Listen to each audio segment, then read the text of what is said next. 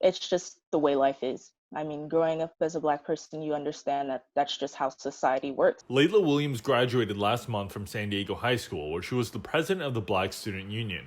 She spent her high school career fostering conversations among teachers and students about racism on her campus. She saw this as progress for her school.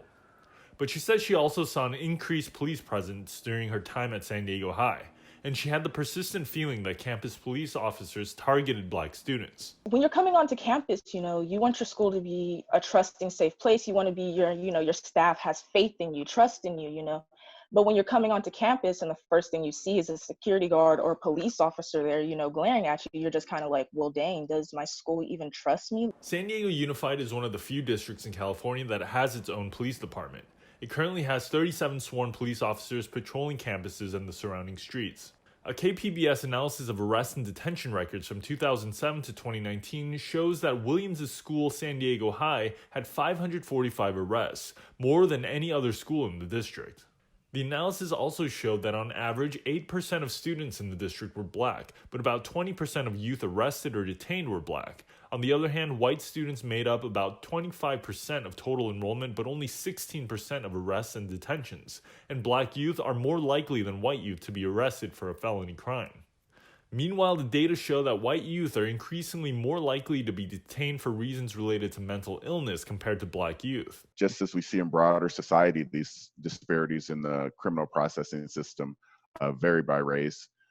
It shouldn't surprise us that we see these same biases within the microcosm, which is the school district. So. Roger Colvin is a professor in the School of Public Affairs at San Diego State University. He said the racial disparities in the San Diego Unified arrest data mirror those in police departments nationwide. Have a particularly tough time because there is often the notion that they require extra punishment or harsher punishment.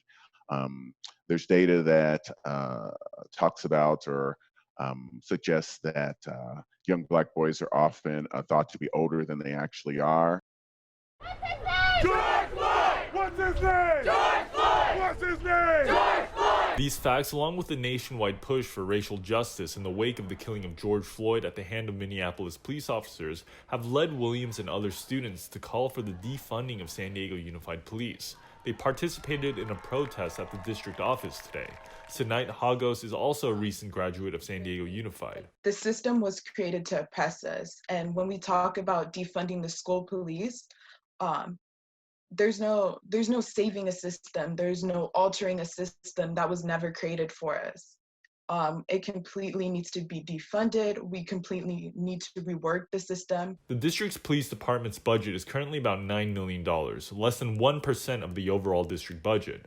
Officials say defunding the department would make campuses less safe for students. They added that the savings wouldn't be enough for a significant increase in resources for counseling and mental health services.